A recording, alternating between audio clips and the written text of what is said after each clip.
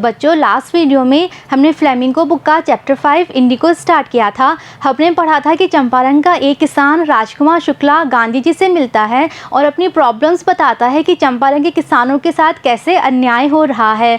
तब गांधी जी डिसाइड करते हैं कि वो उनकी हेल्प करेंगे, तो वो उनके साथ जाते हैं, लेकिन पहले रास्ते में वो मुजफ्फरपुर रुक जाते हैं। तो बच्चों, आगे अब क्या होता है देखते हैं।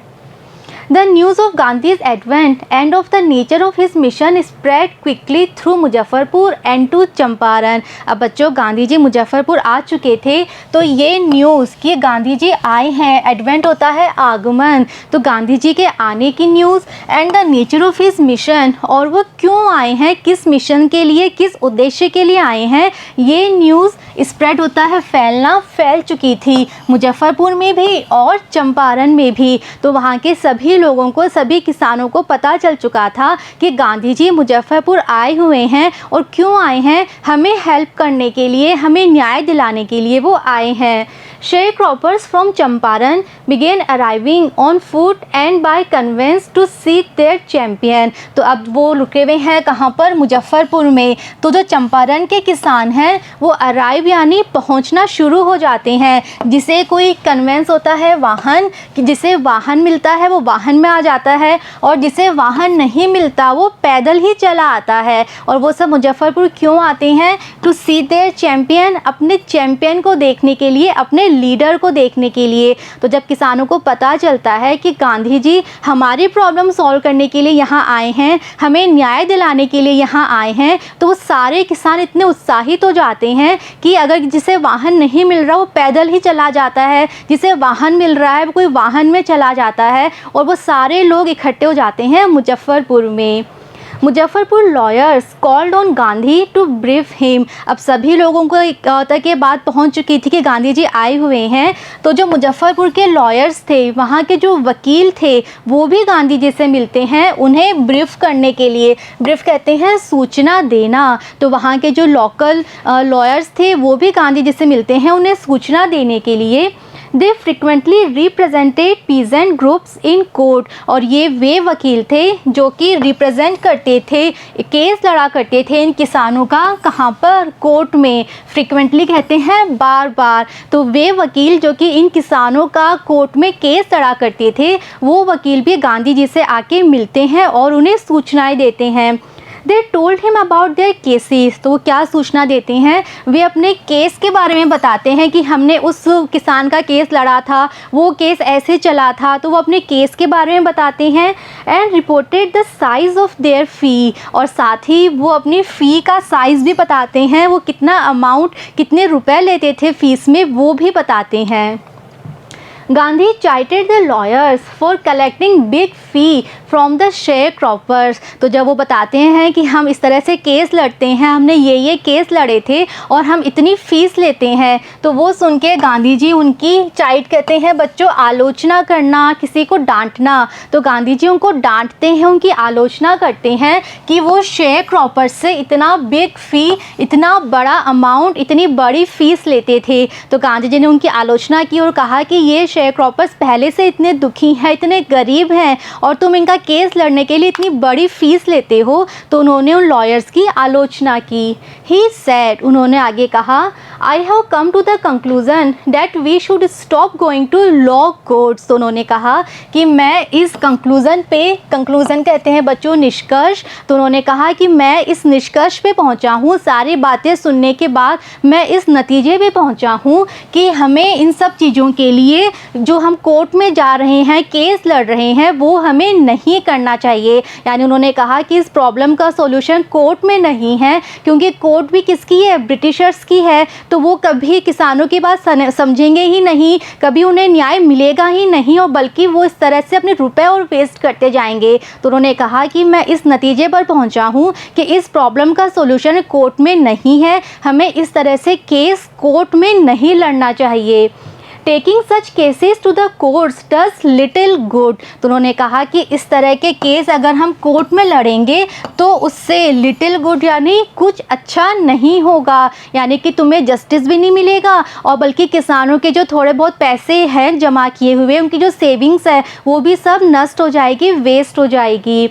where the peasants are so crushed and fear stricken, law courts are useless। तो गांधी जी ने कहा कि जब यहाँ के किसान इतने क्रस्ड हैं, क्रस्ड यानी वो ऑलरेडी इतने दबे हुए हैं, इतने कुचले हुए हैं, वे अपनी बात कह तक नहीं पाते और वो इतने फियर स्ट्रिकन है, इतने डरे हुए हैं ब्रिटिशर्स के साथ, तो ऐसे में इन कोर्ट्स में जाना तो बिल्कुल ही यूज़लेस है, क्योंकि कोर्ट जो है उन वहाँ से उन्हें कभी जस्टिस मिल ही नहीं सकता। तो ऐसे में कोर्ट्स में जाना, वहाँ केस लड़ना बिल्कुल यूज़लेस है, बिल्कुल बेकार है।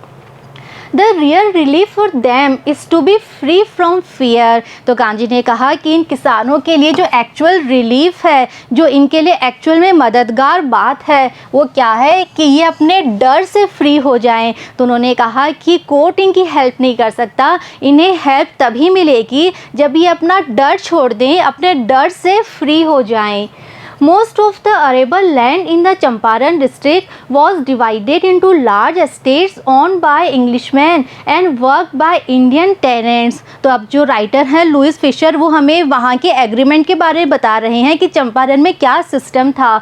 तो वो कह रहे हैं कि चंपारण डिस्ट्रिक्ट की जितनी भी अरेबल लैंड थी, अरेबल लैंड कहते हैं उपजाऊ ज़मीन, यानी कि जहाँ पर खेती हो सकती थी। तो वो कह रहे हैं कि चंपारण ज़िले में जितनी भी खेती लायक ज़मीन थी वो डिवाइड हुई थी, बंटी हुई थी लार्ज एस्टेट्स में, यानी कि उन सारी ज़मीन की बड़ी बड़ी जागीरें बना दी गई थी। और उन जागीरों का ऑनर कौन थे?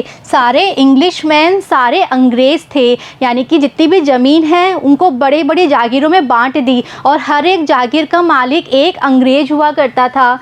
And worked by Indian tenants, और उन जागीरों पे, उन भूमि पर काम कौन करता था? इंडियन फार्मर काम करता था, और वो वहाँ पे टेनेंट्स था। टेनेंट्स यानी पट्टेदार था, वहाँ पे एक तरह से वो रेंट पे लेके काम करता था। तो जो मालिक है वो तो अंग्रेज है और किसान वहाँ पे पट्टेदारी का काम करता था, रेंट देता था उस ज़मीन पे काम करने के लिए। The chief commercial crop was indigo, और वहाँ बहुत सारी फसलें उगाई जाती थी, लेकिन जो प्रमुख कमर्शियल कहते हैं व्यावसायिक, तो जो प्रमुख व्यावसायिक फसल थी वहाँ पर उगाई जाने वाली वो थी इंडिको यानी नील, नील की खेती। तो चंपारण में ये सिस्टम था कि सारी ज़मीन को डिवाइड कर दिया गया था बड़े बड़ी जागीरों में, और हर एक जागीर का मालिक अंग्रेज हुआ करता था, और वहाँ पे इंडियन फार्मर, भारतीय किसान खेती किया करते थे, लेकिन उन्हें रेंट देना होता था। और वहाँ की जो मेन क्रॉप थी, जो मेन कमर्शियल क्रॉप थी, वो थी नील, Indigo. The landlords compelled all tenants to plant 3/20 or 15% of their holdings with indigo and surrender the entire indigo harvest as rent। और किसानों के साथ अन्याय क्या हो रहा था यहाँ पे कि जितने भी लैंडलॉर्ड्स थे, जितने भी जमींदार थे, जितने भी जो ज़मीनों के मालिक थे, जागीरों के मालिक थे, वो क्या करते थे? वो अपने टेनेंट्स को कंपेल करते थे। कंपेल करते होता है बच्चों बाध्य करना। तो जो जमींदार हैं, जो ऑनर हैं, वो किसानों को बाध्य किया करते थे कि वो अपनी पूरी होल्डिंग्स का, अपनी पूरी ज़मीन का या तो 3/20 पार्ट या फिर 15% पार्ट, यानी कि एक बिल्कुल मेज़रमेंट फ़िक्स कर दिया था कि आपके पास जितनी ज़मीन है उस ज़मीन का 15% जो होता है या तो वो पार्ट या फिर उस ज़मीन का 3/20 पार्ट जो होता है, उस पार्ट पे आप क्या करोगे?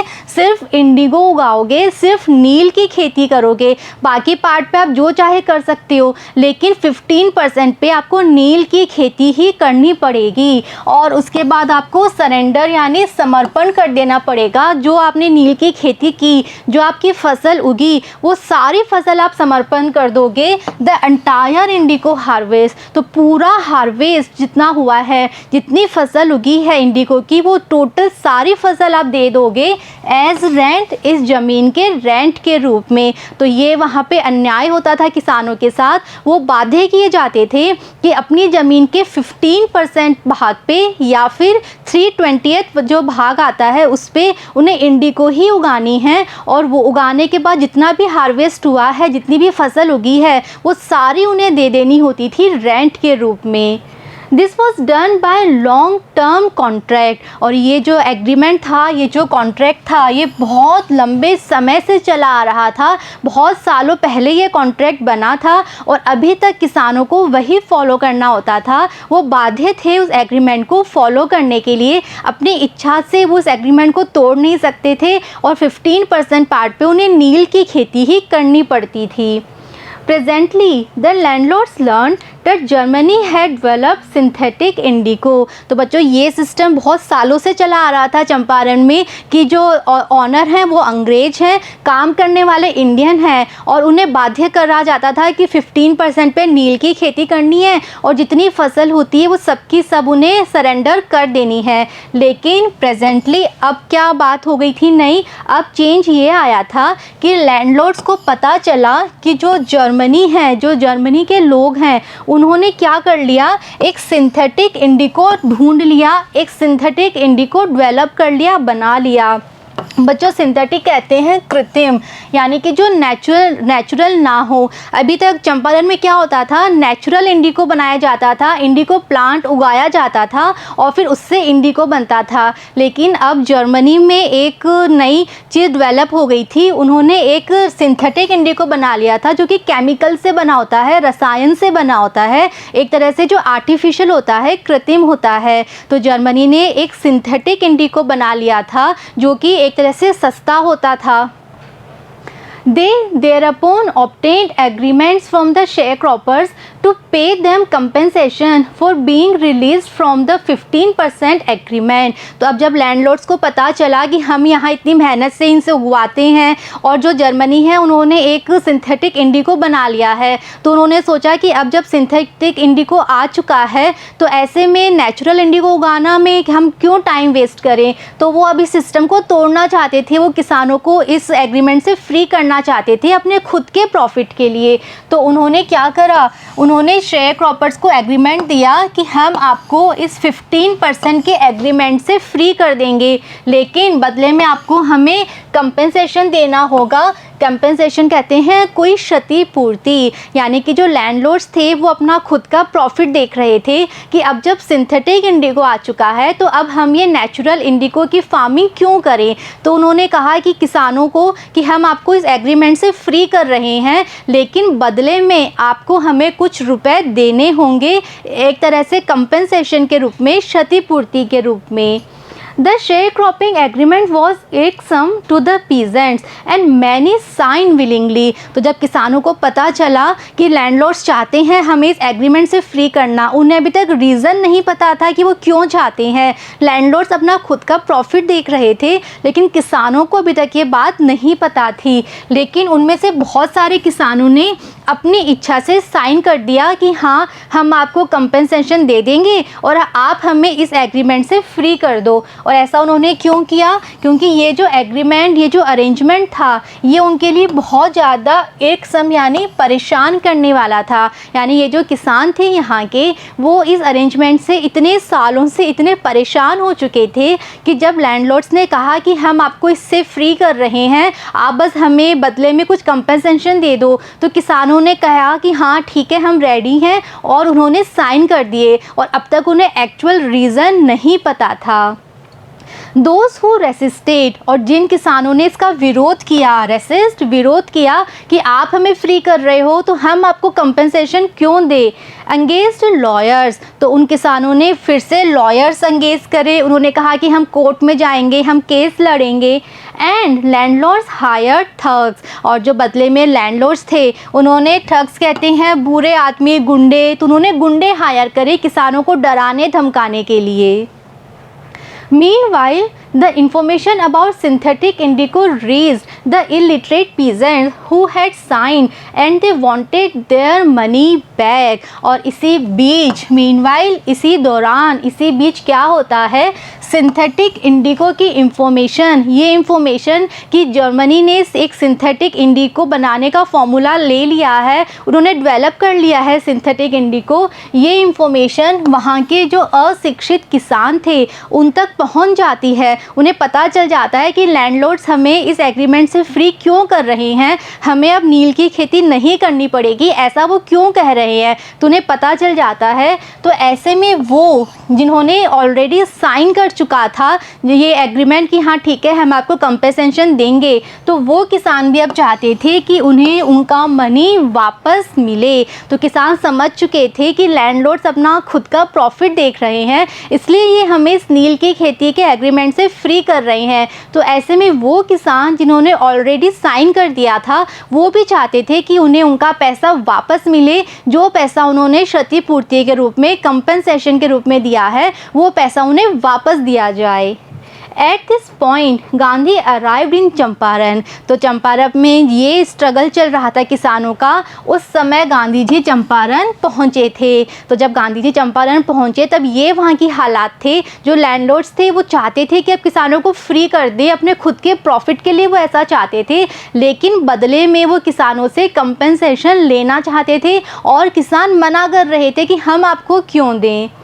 He began by trying to get the facts। अब गांधी जी पहुंच जाते हैं चंपारण और वो अपने इस मिशन की शुरुआत कैसे करते हैं, सबसे पहले वो सारे फैक्ट इकट्ठे करते हैं, सारी इंफॉर्मेशन लेते हैं कि एक्चुअल में क्या हो रहा है, कि बात कैसे स्टार्ट हुई, अब एक्चुअल में क्या कंडीशन है, तो सारे फैक्ट वो कलेक्ट करते हैं। First he visited the secretary of the British landlords association. और फैक्ट कलेक्ट करने के लिए वो सबसे पहले जो ब्रिटिश लैंडलॉर्ड्स एसोसिएशन बना हुआ था उसके सेक्रेटरी के पास जाते हैं। The secretary told him that they could give no information to an outsider। तो वो जो सेक्रेटरी था वो कह देता है कि हम किसी आउटसाइडर को, किसी बाहर के व्यक्ति को कोई इन्फॉर्मेशन नहीं दे सकते। तो गांधी जी इन्फॉर्मेशन कलेक्ट करने के लिए, फैक्ट्स कलेक्ट करने के लिए जाते हैं सेक्रेटरी के पास, लेकिन वो गांधी जी से कह देता है कि आप आउटसाइडर हो, आप चंपारण के नहीं हो और हम किसी आउटसाइडर को इन्फॉर्मेशन नहीं दे सकते।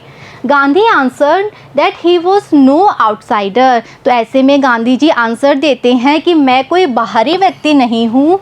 Next Gandhi called on the British official commissioner of the Tirhut division in which the Champaran district ले। इसके बाद गांधी जी जो ब्रिटिश ऑफिशियल कमिश्नर थे किसके, तिरहुत डिवीज़न के, और तिरहुत डिवीज़न वो डिवीज़न था जहाँ पे चंपारण डिस्ट्रिक्ट आया करता था, उनसे गांधी जी मिलने जाते हैं। यानी कि जो चंपारण डिस्ट्रिक्ट था ये तिरहुत डिवीज़न में आता था और जो तिरहुत डिवीज़न के ब्रिटिश ऑफिशियल कमिश्नर थे उनसे मिलने के लिए अब गांधी जी जाते हैं।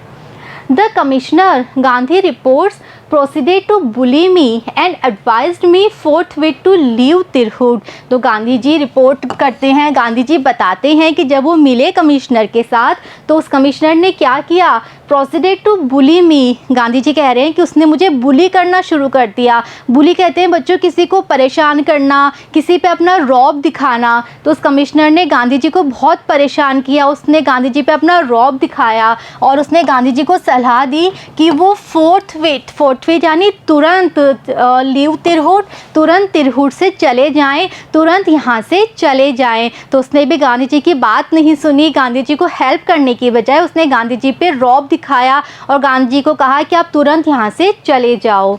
गांधी डिड नॉट लीव, लेकिन गांधी जी नहीं जाते हैं वहाँ से।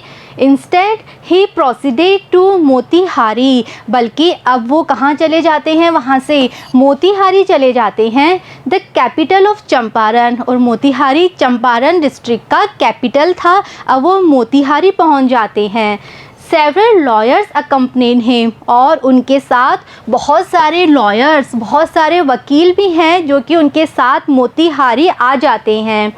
At the railway station a vast multitude greeted Gandhi. और जब वो मोतीहारी पहुंचते हैं, ट्रेन से पहुंचते हैं, तो रेलवे स्टेशन पे जब वो पहुंचे तो बहुत सारे, मल्टीट्यूड कहते हैं बच्चों बहुत सारे लोग, तो स्टेशन पे बहुत सारे लोग इकट्ठा हुए थे गांधी जी को ग्रीट करने के लिए, गांधी जी का स्वागत करने के लिए। तो बच्चों अब ये न्यूज़ हर जगह फैल चुकी थी, वहाँ की सब जगह लोगों को पता चल चुका था कि गांधी जी यहाँ आए हुए हैं, किसानों की हेल्प करने के लिए आए हुए हैं। तो अब जब वो मोतीहारी पहुंचते हैं तो वहाँ भी बहुत सारे लोग स्टेशन पे इकट्ठा हो जाते हैं गांधी जी का वेलकम करने के लिए।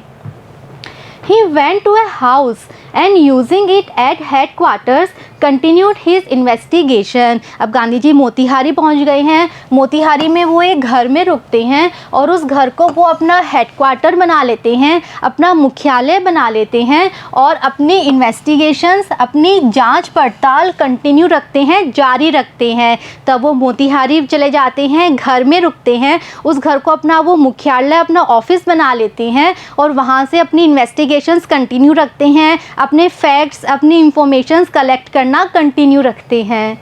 A report came in that a peasant had been maltreated in a nearby village। तभी एक न्यूज़ आती है जब गांधी जी मोतीहारी में हैं और अपने फैक्ट्स, इंफॉर्मेशन कलेक्ट कर रहे हैं, तभी एक न्यूज़ आती है कि पास ही के गांव में एक किसान के साथ मालट्रीटेड, कहते हैं बच्चों दुर्व्यवहार करना। तो एक न्यूज़ आती है कि पास ही का एक गाँव है, वहाँ का कोई किसान था, उसके साथ कोई दुर्व्यवहार किया गया है, उसको बुरी तरह से ट्रीट किया गया है।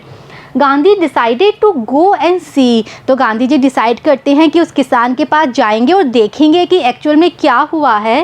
The next morning he started out on the back of an elephant. तो अगली सुबह वो उस गाँव जाने के लिए रवाना हो जाते हैं और वो कैसे जाते हैं? एलिफेंट के ऊपर बैठ के।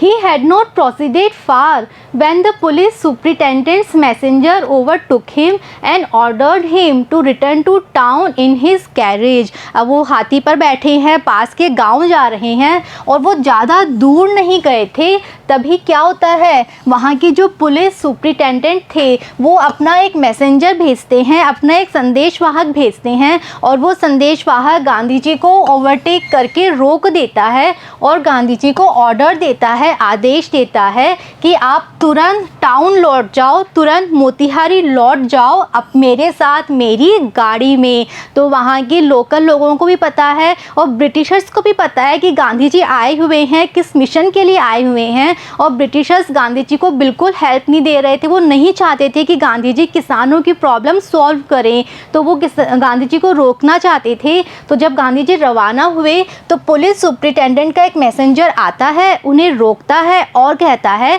कि आप मेरे साथ मेरी गाड़ी में बैठ के वापस से टाउन चलो। गांधी कंप्लाइड। तो ये सुन के गांधी जी मना कर देते हैं, वो कहते हैं कि मैं आपके इस ऑर्डर को नहीं मानूंगा। The messenger drove Gandhi home where he served him with an official notice to quit Champaran immediately। ऐसे में वो जो मैसेंजर था वो गांधी जी को अपने साथ गाड़ी में बैठा के ले जाता है और फिर वो गांधी जी को एक ऑफिशियल नोटिस देता है। और वो नोटिस किस बारे में था? गांधी जी को ऑफिशियली ऑर्डर दिया गया था कि वो चंपारण को तुरंत छोड़ के चले जाएं। तो ब्रिटिश गवर्नमेंट ने एक ऑफिशियल ऑर्डर निकाला था, एक ऑफिशियल नोटिस दिया था गांधी जी को कि वो तुरंत चंपारण छोड़ के चले जाएं। तो ब्रिटिशर्स बिल्कुल नहीं चाहते थे कि गांधी जी इस मैटर में इन्वॉल्व हों, वो किसानों की हेल्प करें, वो बिल्कुल नहीं चाहते थे, गांधी जी को रोकना चाहते थे। इसलिए उन्होंने गांधी जी के लिए एक लीगल नोटिस दिया कि आप तुरंत चंपारण छोड़ के चले जाओ। Gandhi signed a receipt for the notice. तो ऐसे में गांधी जी नहीं मानते हैं और वो एक रिसिप्ट साइन करके देते हैं एंड रोट ऑन इट। और उस पर क्या लिखते हैं? That he would disobey the order. वो कहते हैं, वो लिख के देते हैं कि मैं इस ऑर्डर को डिसओबे करता हूँ, मैं इस आदेश को नहीं मानता, मानने से मना करता हूँ और मैं चंपारण छोड़ के नहीं जाऊँगा। तो बच्चों, गांधी जी बहुत डिटरमिन्ड हैं, वो चाहते हैं किसानों की हेल्प करना और वो वहाँ पर अड़े हुए हैं, बिल्कुल डटे हुए हैं। लेकिन ब्रिटिशर्स बिल्कुल नहीं चाहते कि गांधी जी किसानों की प्रॉब्लम सॉल्व करें। तो बच्चों, नेक्स्ट वीडियो में हम देखेंगे आगे क्या होता है, गांधी जी किस तरह से किसानों को न्याय दिलाते हैं। See you in the next video. Thank you.